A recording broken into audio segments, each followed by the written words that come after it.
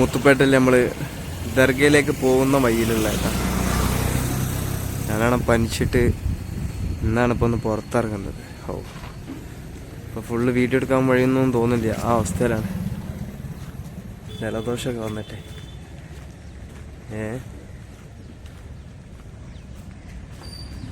അവിടെ ഇപ്പോൾ ഇവിടെ മുത്തുപേട്ട കാണാൻ എന്ന് പറയാൻ ആ ദർഗയുടെ ഒരു ഭംഗി, പുറത്തുനിന്ന് കാണുമ്പോഴുള്ള ഭംഗി, പിന്നെ ഭയങ്കര നീളം കൂടിയ ഒരു ദർഗയാണത്. എന്തായാലും നമുക്കൊന്ന് കാണാതല്ല.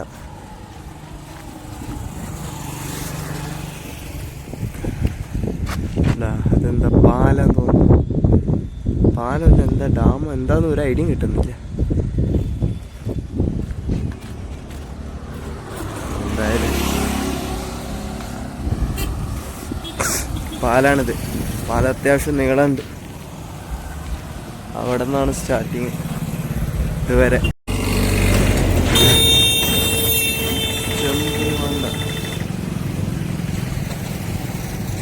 കാടും പൊന്തായിട്ടൊക്കെ കിടക്കാണ്.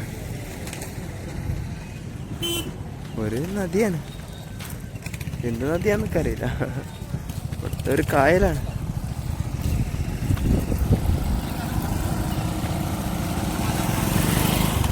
നമുക്ക് ഈ റൂട്ടിലും പോകട്ടാ. നമ്മളെ ഈ റൂട്ടിലും ഭയങ്കര വെയിലാണ്. ഈ റൂട്ട് നടന്നാണ്ട് എത്തൂല. ഈ റൂട്ടിൽ ഇവിടെ നിന്ന് തന്നെ കുറച്ചേരം നടക്കാണ്ട്. ഇപ്പം ഏതെങ്കിലും ഒരു ബൈക്ക് തന്നെ കണ്ടിട്ടുണ്ടെങ്കിൽ. രമേശ്, നമ്മളെ ചെക്കൻ വരുന്നുണ്ട്, നമ്മളെ രമേശ് വരുന്നുണ്ട്. എങ്ക പോണ്? എന്നാ എന്താ ദർഗ വിട്ടുക?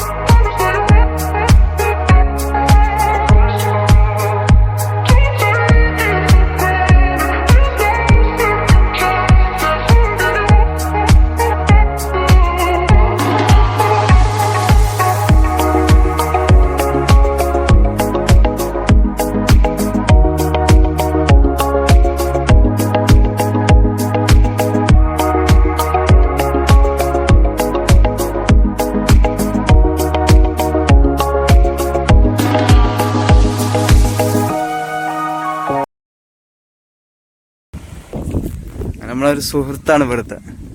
നമുക്ക് ഇവിടെ ഭക്ഷണം കൊടുന്നതിൻ്റെ സുഹൃത്താണ്. ഭക്ഷണം തന്നാലും ക്യാഷ് ഒന്നും വാങ്ങൂല. സൂപ്പറാണ് ആൾ. അപ്പം അപ്രതീക്ഷിതമായിട്ട് കണ്ടുപിട്ടിട്ടാ, ഭയങ്കര കണ്ടുപിട്ടലായി.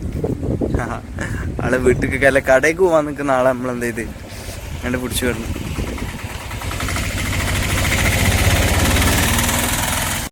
എന്താ നമ്മളെ ഇതാണ് ഞാൻ പറഞ്ഞ ആ ദർഗട്ട.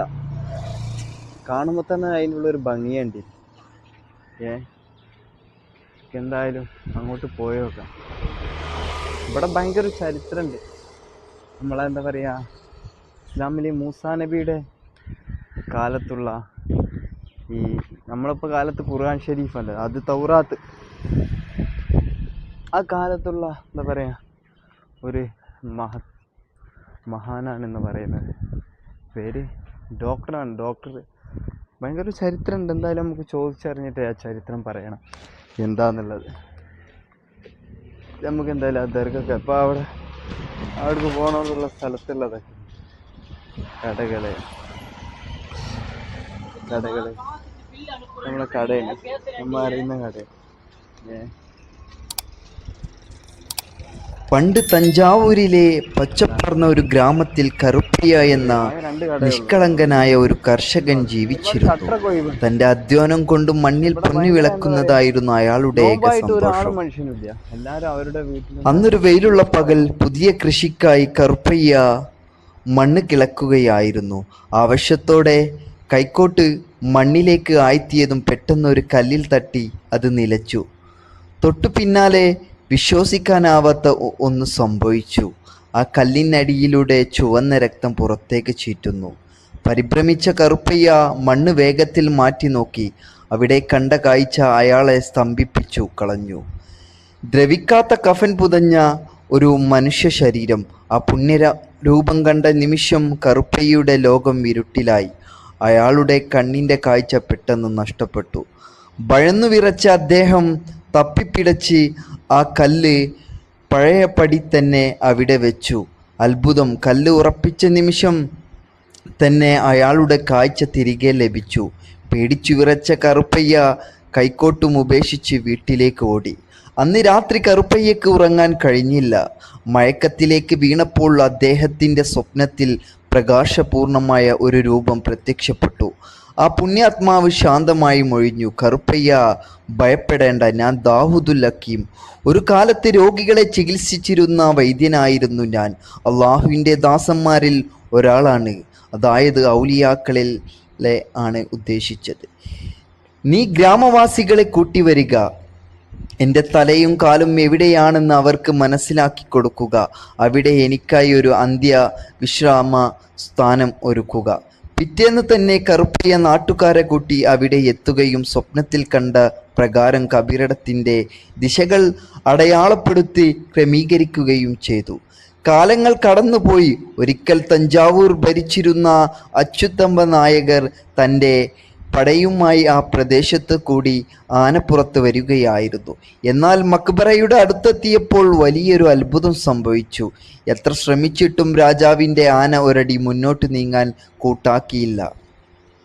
അതൊരു സാധാരണ തടസ്സമല്ലെന്ന് രാജാവിന് മനസ്സിലായി. ഈ ദിവ്യപുരുഷന്റെ മഹിമ നേരിട്ട് ബോധ്യപ്പെട്ട രാജാവ് ഭക്തിയോടെ അവിടെ ഇറങ്ങി വന്ദിച്ചു. ഈ പുണ്യഭൂമിയുടെ സംരക്ഷണത്തിനായി അദ്ദേഹം 5 ഏക്കർ ഭൂമി ദാവൂദുൽ ഹക്കീം എന്ന പട്ടയനാമത്തിൽ സൗജന്യമായി നൽകി. അവിടെ പ്രൗഢ ഗാംഭീര്യമായി ഒരു മന്ദിരം പണിയാൻ രാജാവ് ഉത്തരവിടുകയും ചെയ്തു. ഇന്നും ആ മക്ബറ ശാന്തിയുടെയും അത്ഭുത രോഗശാന്തിയുടെയും പ്രതീകമായി അവിടെ നിലകൊള്ളുന്നു. കറുപ്പയ്യ എന്ന കർഷകൻ ലഭിച്ച ആ വലിയ വെളിപ്പാട് ഇന്നും വിശ്വാസികളുടെ മനസ്സിൽ മായാതെ നിൽക്കുന്നു.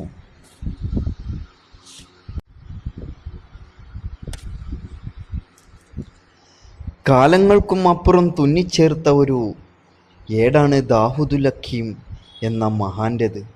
മൂസാ നബിയുടെ കാലത്തെ പ്രശസ്തനായ ഒരു കലാകാരനായിരുന്നു ഇദ്ദേഹമെന്ന് തലമുറകളായി കൈമാറി വരുന്ന വിശ്വാസം.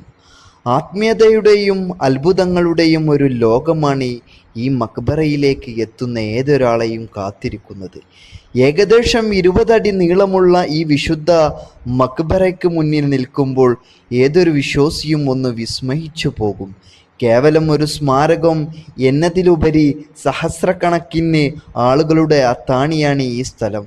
തങ്ങളുടെ സങ്കടങ്ങളും പ്രയാസങ്ങളും ആ മഹാന്റെ മധ്യസ്ഥതയിൽ അള്ളാഹുവിലേക്ക് സമർപ്പിക്കാൻ ദൂരദേശങ്ങളിൽ നിന്ന് പോലും ആളുകൾ ഒഴുകിയെത്തുന്നു. ഇവിടുത്തെ ഏറ്റവും വലിയ സവിശേഷതകളിൽ ഒന്നാണ് പരിസരത്തിലുള്ള കുളങ്ങൾ. ഇതിനെ വിശ്വാസികൾ മരുന്നുകുളം എന്ന് വിളിക്കുന്നു. മാറാ രോഗങ്ങളാൽ വലയുന്നവർ ഈ കുളത്തിൽ മുങ്ങി നിവർന്നാൽ രോഗശമനം ലഭിക്കുമെന്നാണ് അനുഭവം. ശാസ്ത്രത്തിന് പോലും വിവരിക്കാൻ കഴിയാത്ത വിധം പലരുടെയും അസുഖങ്ങൾ പൂർണ്ണമായും ഭേദമായ കഥകൾ ഇവിടെ ഓരോ മണൽത്തരിക്കും പറയാനുണ്ട്. സുഖം പ്രാപിച്ചവർ നന്ദിയോടെ വീണ്ടും ഇവിടേക്ക് മടങ്ങിയെത്തുന്നത് ഈ വിശ്വാസത്തിൻ്റെ ആഴം കൂട്ടുന്നു. ദാവൂദുൽ ഹക്കീം റളിയല്ലാഹു അൻഹുവിൻ്റെ ചാരത്ത് തന്നെ മറ്റു 2 മഹാത്മാക്കളും അന്ത്യവിശ്രമം കൊള്ളുന്നു. മഹദി ഫാത്തിമ ബീവി റളിയല്ലാഹു അൻഹ, അതുപോലെ ആറ്റിങ്കര അലി ബാദുഷാ റളിയല്ലാഹു അൻഹു. ഈ 3 ആത്മീയ സാന്നിധ്യങ്ങൾ ഒത്തുചേരുന്ന ഈ പുണ്യഭൂമി ഭക്തിയുടെയും ശാന്തിയുടെയും കേന്ദ്രമാണ്. ഓരോ ദിവസവും ഇവിടേക്ക് എത്തുന്നവർക്ക് പറയാൻ പുതിയ ഓരോ അത്ഭുതങ്ങളുണ്ടാകും.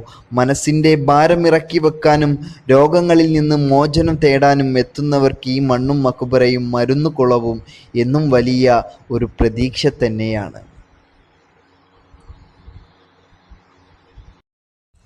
ചാനൽ സബ്സ്ക്രൈബ് ചെയ്യാത്തവരുണ്ടെങ്കിൽ ചാനൽ സബ്സ്ക്രൈബ് ചെയ്യാനും തൊട്ടടുത്തുള്ള ബെല്ലൈക്കനെ എനേബിൾ ചെയ്യാനും ഇഷ്ടപ്പെട്ടാൽ ലൈക്ക് ചെയ്യാനും കമൻറ്റ് ചെയ്യാനും ഷെയർ ചെയ്യാനും മറക്കരുത്. ഓക്കെ, അപ്പോൾ അടുത്തൊരു വീഡിയോയുമായി വീണ്ടും വരുന്നതാണ്.